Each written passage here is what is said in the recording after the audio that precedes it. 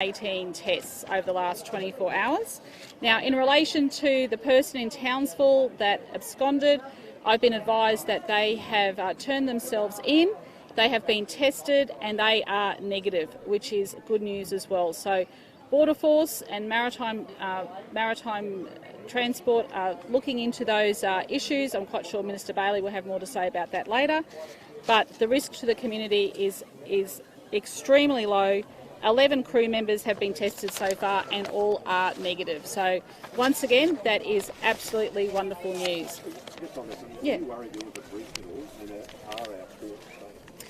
Well, I think what we know is that Queensland is a great destination for anyone, and coming from other parts of the world, Queensland looks very attractive to stay. So I think these are issues that Border Force needs to look into more closely, and I'm quite sure the federal government will be doing that, and I'm happy to raise that at National Cabinet next Friday.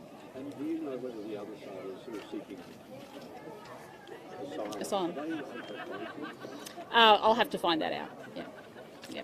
Okay, so back to Labor Day. So we're very pleased to be here, and of course my Cabinet has come out here and we will be meeting in Longreach tomorrow. It's absolutely vital that the Cabinet gets out of Brisbane and travels the length and breadth of Queensland to listen firsthand to what people have to say. Whether that's talking to people in the hospitality industry and small business, tourism, we need to hear firsthand what people have to say. And one thing we've picked up from our visit so far is that the Outback needs you. The Outback needs you for tourism, and the Outback needs you for work.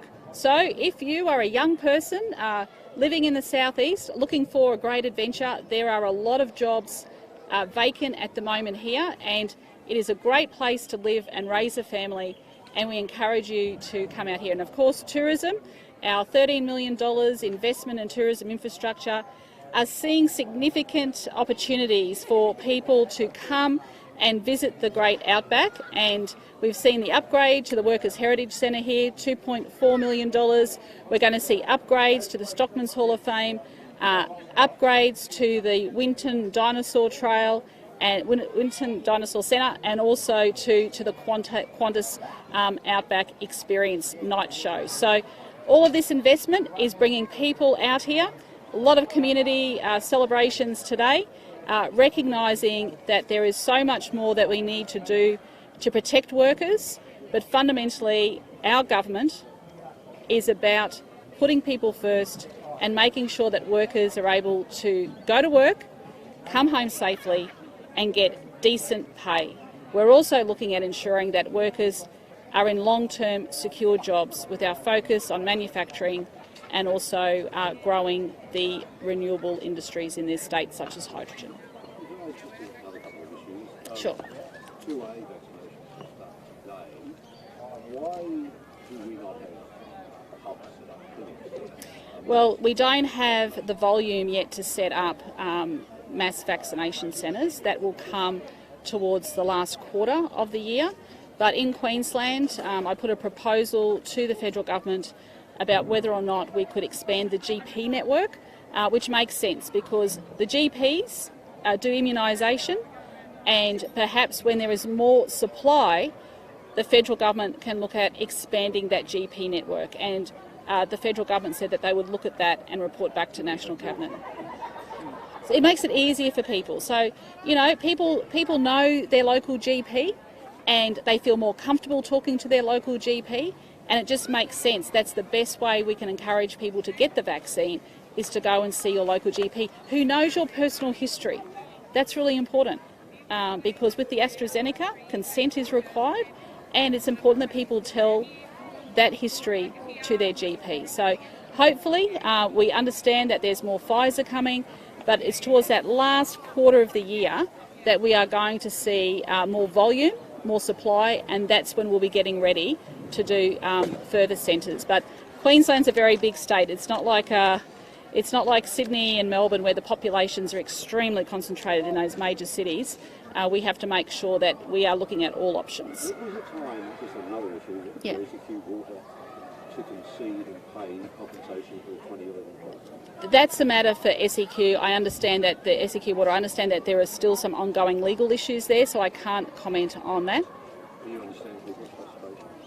I understand that, the best interests of people, it should be settled as quickly as possible. But I also understand they have issues with their insurers.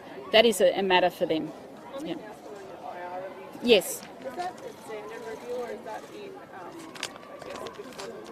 spoken about? We want to specifically focus. There'll be a general review of the IR Act. Minister Grace will talk more about that. But we also know that sexual harassment is a big issue. Sexual harassment needs to be addressed. That's why my government has approved in the government sector an equity and diversity officer that will be advertised shortly. But in terms of increasing the powers and the ability for the Industrial Relations Commission to make orders, this is why it's absolutely imperative that this review happens. So I'll hand over to Minister Grace unless there's any other questions for me. All good? Okay. Thank Grace. you. Thank you, Jess. Yes, well, we've also got, of course, the Respect at Work recommendations that came down last year. We also want the review to concentrate on the recommendations of the Respect at Work and what they mean for Queensland. We want to have a look at whether the legislation needs to be modernised to take into account issues surrounding sexual assault and sexual harassment, and at the same time what additional powers we may need to give the Industrial Relations Commission to make orders around sexual harassment. So it's a comprehensive review, but concentrating and taking the opportunity to directly address those issues that have recently been highlighted in the Australian media. And the officer that the Premier just mentioned is being hired into the public service. What will that person do? Obviously, we will be assisting with the research. We'll be looking at the additional areas that we need to concentrate on for equity, for gender equity, and also to make sure that we have equal pay and equal entitlements for women at the same time. We'll look at HR practices in terms of complaints and made. That's Yes. a worry.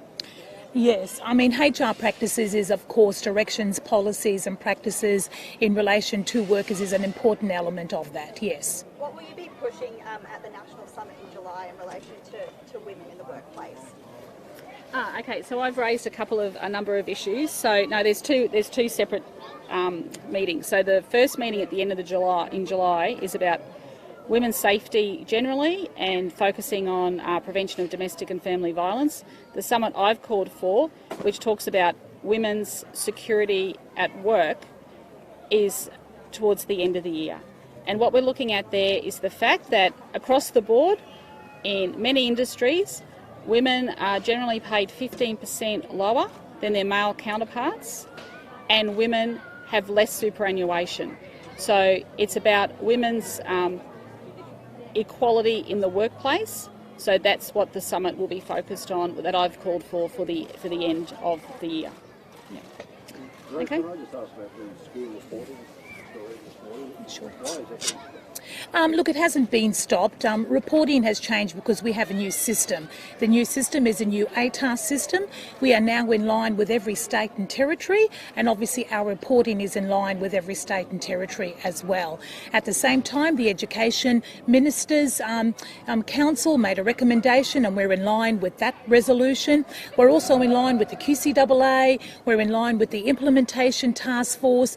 All stakeholders agree, government sector, non-government sector, parents, P&C representatives are all in line with what we are doing with reporting, and it reports on a state level and an individual level. And of course, schools have got all the information for parents when they require it, if they want it, when they are enrolling their children and students in schools. In Victoria, they at least report a median score for all their schools. Is that something that the government would consider? Look, that is something we consider. Remember, this is the first year, and can I congratulate all those Year 12s? They did a remarkable outcome in a very, very difficult 2020 year in a World Health pandemic.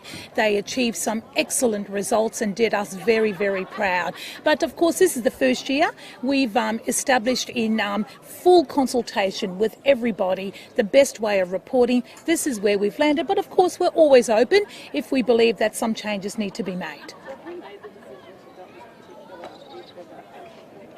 No, this decision was made in line with the QCAA, in line with the Education Ministers' Council resolution, in line with every other state and territory, the Implementation Task Force, which is representative of government and non-government school, parent bodies, unions, teacher representatives, principals representatives.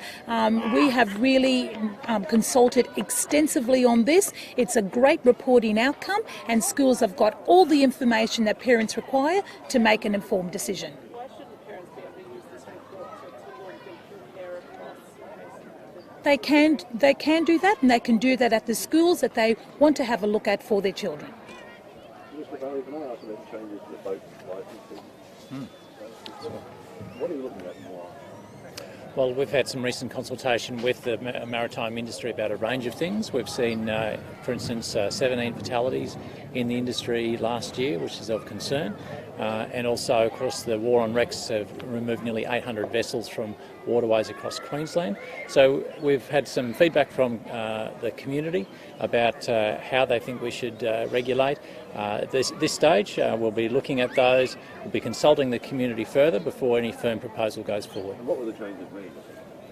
Well, some of them involve, for instance, there's coming into alignment with other states. For instance, youth licences are quite common in other states, which allow younger people to be mentored in terms of maritime skills, and that's very important when, a son or a daughter learns from the parents.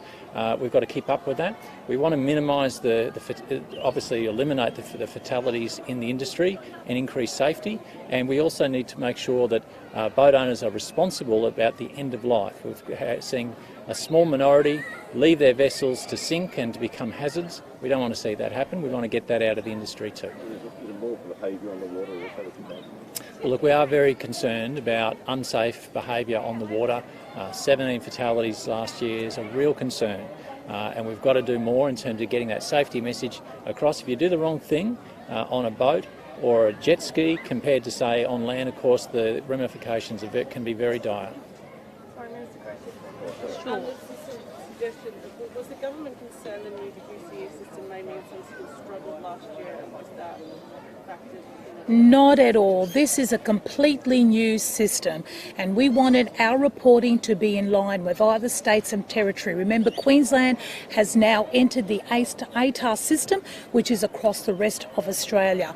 The ATAR system is slightly different to the OP system, where a student has the ability to elect whether their results are given directly to the school. Now, some students have chosen, for whatever reason, not to have their figures given to the school. So basically, it is very difficult to compare when schools may not have the full information they need for a well-informed comparison. So we are entering the fray of the rest of Australia. This is the way they report.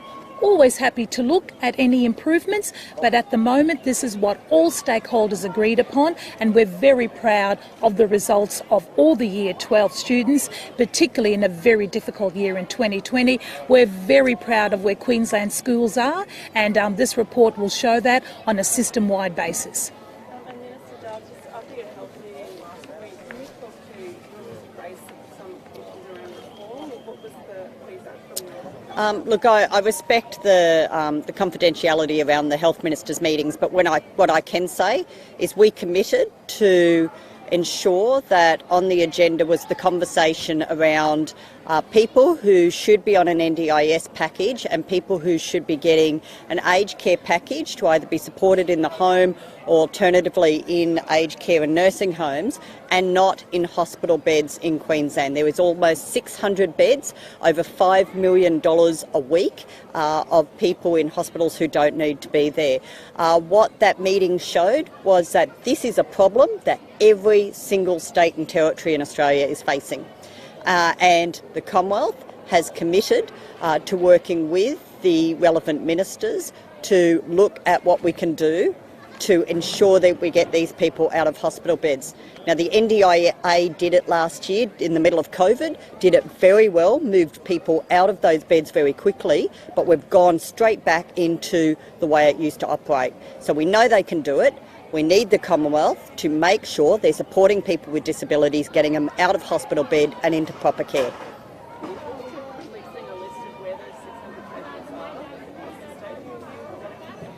Look, we can certainly give a breakdown, but the reality is we hear a lot of the health stakeholders saying we need at least another 250 beds. Well, we've got the capacity to create almost 600 beds immediately. That is the size of one of our largest hospitals. That would be like replicating the Cairns Hospital. So we can ease the pressures that we're seeing in our bed capacity, in our emergency departments and with our ambulances if the Commonwealth steps in and provides the support for these individuals that are needed.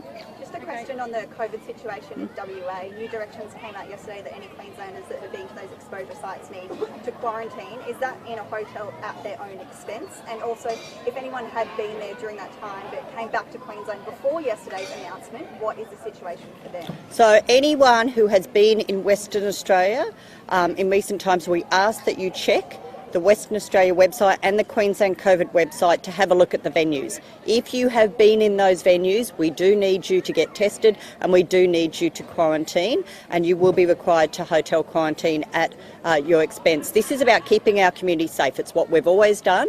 We are simply following the directions that Western Australia has set.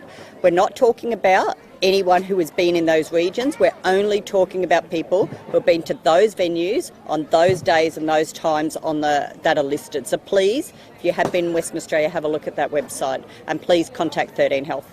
Thanks everyone. Thank you. Thanks everyone. Now you want to get that picture? Thanks everyone. Here or?